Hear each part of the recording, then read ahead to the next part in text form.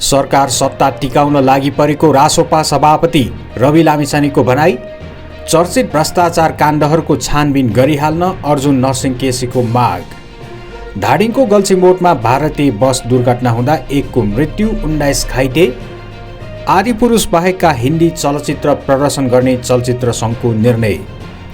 यो वर्ष रासायनिक मल अभाव नहुने प्रधानमन्त्री पुष्पकमल दाहाल प्रचण्डको भनाई। काङ्ग्रेस एमालेको सरकार तत्काल बन्ने अवस्था नभएको मीनबहादुर विश्वकर्माको भनाई। सरकारसँग विपद व्यवस्थापनका रणनीतिहरू पर्याप्त नभएको रासोपा सांसद सुमना श्रेष्ठको आरोप। चर्चित र्यापर गिरीश खतिवडाको क्याफेमा युवकको मृत्यु, कर्तव्य ज्यानको उजुरी। प्रमुख दलहरूको सरकार बनाउन बाबुराम भट्टराईको प्रस्ताव र काठमाडौँ महानगरको वार्षिक नीति तथा कार्यक्रम पारित। नमस्कार, नेपाल डायरी समाचारमा स्वागत छ। म विज्ञान श्रेष्ठ सदाझैँ आज पनि उपस्थित भएको छु विभिन्न राष्ट्रिय खबरहरू लिएर। यदि यहाँहरूले नेपाल डायरी युट्युब च्यानललाई सब्स्क्राइब गर्नुभएको छैन भने कृपया सब्स्क्राइब गर्नुहोला र लाइक र सेयर पनि अवश्य गर्नुहोला। आज प्रस्तुत गरिएका सामग्रीहरूमा यहाँहरूको व्यक्तिगत विचार र धारणा भएको खण्डमा पनि कृपया आफ्नो कमेन्ट सेक्सनमा कमेन्ट गर्न नभुल्नुहोला। अब ढिला नगरिकन आजका प्रमुख समाचारहरूतर्फ हामी लाग्दैछौँ। सुरुमा प्रमुख समाचार अन्तर्गत राष्ट्रिय स्वतन्त्र पार्टीका सभापति रवि लामिछानेको भनाइबाट हामी सुरु गर्न चाहन्छौँ। राष्ट्रिय स्वतन्त्र पार्टीका सभापति रवि लामिछानेले सरकार सत्ता टिकाउन लागि परेको टिप्पणी गरेका छन्। शुक्रबार प्रतिनिधि सभा बैठकमा बोल्दै उनले सत्ता टिकाउनकै लागि प्रधानमन्त्री पुष्पकमल दाहालले सत्तारूढ गठबन्धनभित्रै अर्को मोर्चा बनाएको जिकिर गरेका हुन्। राज्यका संयन्त्रहरूले राम्रोसँग काम गर्न नसकेपछि आफूले नक्कली भुटानी शरणार्थी प्रकरणको छानबिनका लागि संसदीय विशेष समिति गठन गर्न माग गरे पनि सरकारले व्यवस्था गरेको उनको भनाइ छ। त्यही गठबन्धनभित्र भएको ठूलो दलको नेता देशमै नभएको बेलामा सरकारभित्र सहभागी दलहरू मिलेर अर्को मोर्चा बनाउनु अनि यो महत्त्वपूर्ण विषयहरू ओझेलमा पर्नु, यसलाई अलि ध्यानमा राख्नुपर्छ कि भनेर मैले आज यो विषयमा जोड दिएँ। रवि लामिछानेले भने राष्ट्रका सम्पूर्ण मुद्दाहरूलाई छाडेर सरकार अल्मलिएको उनको जिकिर छ। सभापति लामिछानेले भने सरकार अल्मलिएको त भारत भ्रमणका पनि केही विषय थियो, हामीले केही प्रश्नहरू राखेका थियौँ, ती पनि अनुत्तरित भए। प्रधानमन्त्री धेरै कुरामा अल्झिनुभयो। गठबन्धनभित्र मिलाउने कुरामा गठबन्धनभित्रै अझ केही तलमाथि पर्न लागेको हो कि भन्ने कुरामा प्रधानमन्त्रीको ध्यान गएको हो कि। नेपाली काङ्ग्रेसका सांसद अर्जुन नरसिंह केसीले पछिल्लो समय चर्चित भ्रष्टाचार काण्डहरूको छानबिन शक्ति सम्पन्न आयोग गठन गरेर गर्नुपर्ने बताएका छन्। शुक्रबार प्रतिनिधि सभा बैठकमा बोल्दै सांसद केसीले पछिल्लो समयका चर्चित भ्रष्टाचार काण्डहरूको छानबिन गर्नुपर्ने बताएका हुन्। उनले भने देशमा चर्चित भएका 8-10 वटा भ्रष्टाचार काण्डहरू, जुन काण्डमा प्रतिपक्षी हुँदा देशभरि ठुल्ठुला भाषण गरेर त्यसको विरोधमा बोल्दाखेरि धेरै ताली दिए, ती भ्रष्टाचार काण्डहरू अहिले कहाँ गए? वाइट बडीदेखि लिएर 33 केजी सुनसम्म त्यसलाई सर्वदलीय सहमति गरेर कहिलेदेखि गर्ने समय सीमा गरोस् सरकारले। उनले भ्रष्टाचारको छानबिन कुन मितिदेखि गर्ने भन्ने विषयमा सर्वदलीय सहमति बनाएर छानबिन प्रारम्भ हुनुपर्ने बताएका छन्। उनले पछिल्लो समयको भ्रष्टाचार काण्डहरूको भने छानबिन गरिहाल्नुपर्ने पनि जिकिर गरेका छन्। उनले भने म प्रधानमन्त्रीलाई के भन्छु भने समय सीमा कति सालदेखि कसका सम्पत्ति जाँचबुझ गर्ने हो त्यो समय सीमा सबैको सल्लाह गरेर राखियोस्। उनले सर्वोच्च अदालतको प्रधान न्यायाधीशको संयोजकत्वमा न्यायाधीश निष्पक्ष र पारदर्शी शक्तिशाली आयोग गठन गर्नुपर्ने बताएका छन्। उनले सर्वोच्च अदालतको प्रधान न्यायाधीशको संयोजकत्वमा न्यायाधीश निष्पक्ष र पारदर्शी रूपबाट शक्ति सम्पन्न आयोग गठन गरेर ती चर्चित भ्रष्टाचार काण्डहरूको छानबिन हामी गर्न सक्छौँ कि सक्दैनौँ। उनले नयाँ पार्टीहरू पनि शक्ति केन्द्र र वृद्धतन्त्रभित्र फस्छन् कि भन्ने आशंका व्यक्त गरे। उनले भ्रष्टाचारलाई संरक्षण गर्ने दल वा सरकार आगामी निर्वाचनमा बढिरहने बताएका छन्। पृथ्वी राजमार्ग अन्तर्गत धादिङको गल्छी गाउँपालिका 7 गल्छी मोडमा भारतीय यात्रुवाहक बस दुर्घटना हुँदा एकजनाको ज्यान गएको छ भने 19 यात्रु घाइते भएका छन्। काठमाडौँबाट भारतको राजस्थानतर्फ जाने गरेको AR06E 7031 नम्बरको बस आफै अनियन्त्रित भई दुर्घटना हुँदा राजस्थान निवासी 12 वर्षीय कल्पना पारिकको मृत्यु भएको जिल्ला प्रहरी कार्यालय धादिङका प्रहरी नायब उपरीक्षक सुन्तलाल प्रसाद जयसवालले जानकारी दिएका छन्। डीएसपी जयसवालका अनुसार बसमा 30 जना यात्रु सवार रहेका थिए। दुर्घटनामा परि घाइते भएका 19 जनाको अवस्था सामान्य रहेको छ। सामान्य घाइतेहरूको बल्छस्थित स्वास्थ्य कार्यालयमा उपचार भइरहेको उनले जानकारी दिएका छन्। नेपाल चलचित्र सङ्घले आदि पुरुष बाहेक अन्य स्वदेशी तथा विदेशी चलचित्र नेपालभर प्रदर्शन गर्ने निर्णय गरेको छ। उच्च अदालत पाटनको असार 7 गतेको विपक्षीको नाममा हिन्दी एवं अन्य चलचित्र प्रदर्शन गर्न बाधा नगराउनु भन्ने अल्पकालीन अन्तरिम आदेश जारी गरेको थियो। उक्त आदेशको सम्मान गर्दै आज शुक्रबारबाटै देशभर फिल्म प्रदर्शन गर्ने निर्णय गरेको सङ्घका महासचिव नरेन्द्र महर्जनद्वारा जारी विज्ञप्तिमा उल्लेख गरिएको छ। विज्ञप्तिमा भनिएको छ, नेपालको कानुनको अधीनमा रही स्वतन्त्र रूपमा व्यवसाय गर्न पाउनु हाम्रो नैसर्गिक अधिकार हो। राष्ट्र र राष्ट्रियता भन्दा माथि कोही पनि छैन भन्ने नेपाल चलचित्र सङ्घको सदैव मान्यता रहेको छ। अदालत, संविधान एवं ऐन कानुनको पालना गर्नु हरेक नागरिकको कर्तव्य रहेको हुँदा हामी चलचित्र व्यवसायीहरू उक्त कर्तव्यमा दृढ सङ्कल्पित रहेका छौँ। केही दिनदेखि काठमाडौँ महानगरपालिकाका प्रमुख बालेन्द्र शाहले हिन्दी फिल्म आदि पुरुषमा रहेको संवादका विषयलाई लिएर काठमाडौँ महानगरभित्र हिन्दी फिल्म रोक लगाउने निर्णय गरेको थियो। बिहिबार उच्च अदालत पाटनले काठमाडौँका चलचित्र हलहरूमा हिन्दी फिल्मको प्रदर्शन नरोक्न अल्पकालीन अन्तरिम आदेश जारी गरेको थियो। उक्त अदालत पाटनका न्यायाधीश धीरबहादुर चन्दको एकल इजलासले हिन्दी फिल्मको प्रदर्शन नरोक्न अल्पकालीन अन्तरिम आदेश जारी गरेको हो। प्रधानमन्त्री पुष्पकमल दाहाल प्रचण्डले विभिन्न बिक्री डिपोमा 71,000 मेट्रिक टन रासायनिक मल मौजदात रहेको बताउनु भएको छ। शुक्रबार प्रतिनिधि सभा बैठकमा सांसद अब्दुल खानको प्रश्नको जवाफ दिनुहुँदै प्रधानमन्त्री प्रचण्डले 2079 साउन महिनादेखि हालसम्म 3,51,000 मेट्रिक टन रासायनिक मल आयात भएको बताउनुभयो।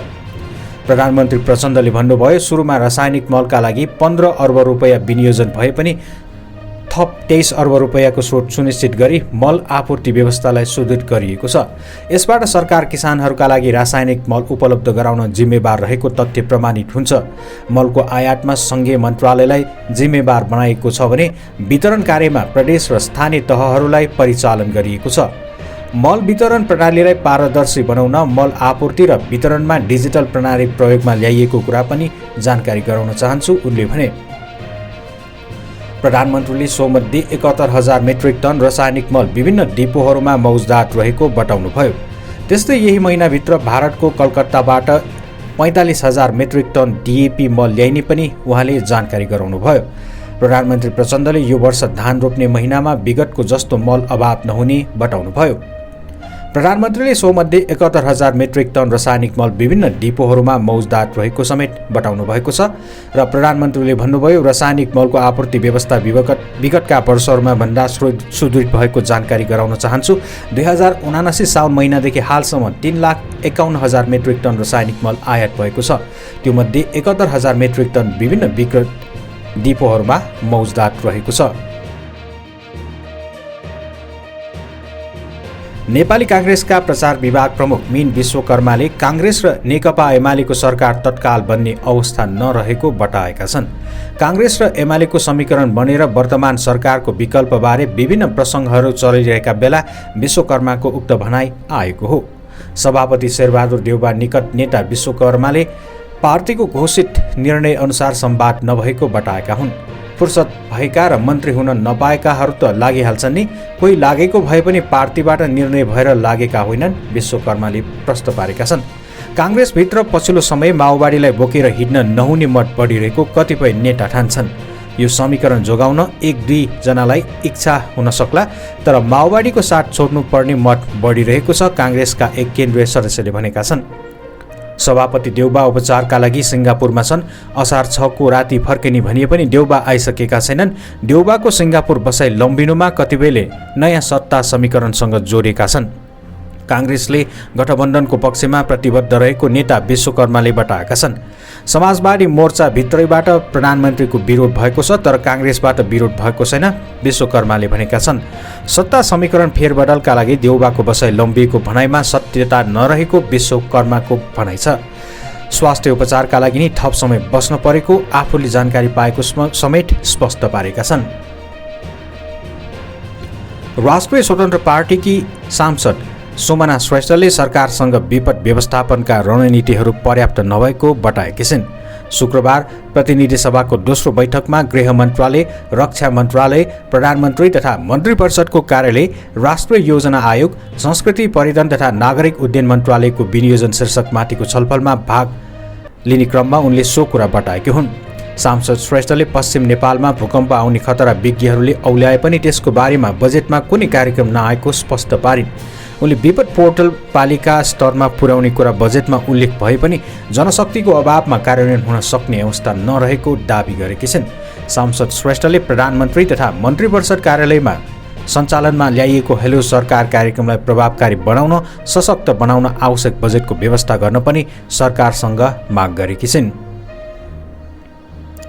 र्यापर गिरीश खतिवडाले सञ्चालन गरेको विराटनगरको एक क्याफेमा एक युवक मृत्यु भेटिएको छ।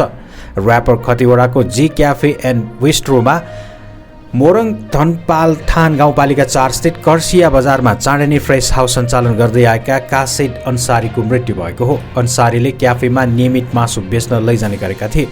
असार 3 गते बिहान खतिवडाको क्याफेमा मासु दिए बापत 40,000 रुपियाँ लिन अन्सारी क्याफे पुगेका थिए।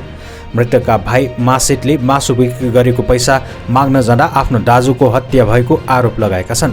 मृतकका परिवारले अन्सारीको योजनाबद्ध हत्या भएकाले आफूहरूले सो क्याफे सञ्चालक खतिवडा र कर्मचारीहरू विरुद्ध कर्तव्य जान मुद्दामा जाहेरी दिएको बताएका छन्। अन्सारीले जिल्ला प्रहरी कार्यालय मोरङमा क्याफे सञ्चालक विराटनगर नगरपालिका 8 का गिरीश खतिवडा, क्याफेमा काम गर्ने जहाट गाउँपालिका 3 का राजवंशी करण राजवंशी र विराटनगर महानगरपालिका 16 बस्ने अनुराग राउतको नाममा कर्तव्य जान मुद्दामा जाहेरी दिएका छन्। अन्सारीको देब्रे तिग्रामा मात्र 3 इन्च लम्बाइ र 1 इन्च गहिरो काटिएको नसा काटिएर मृत्यु भएको बुझिएको छ।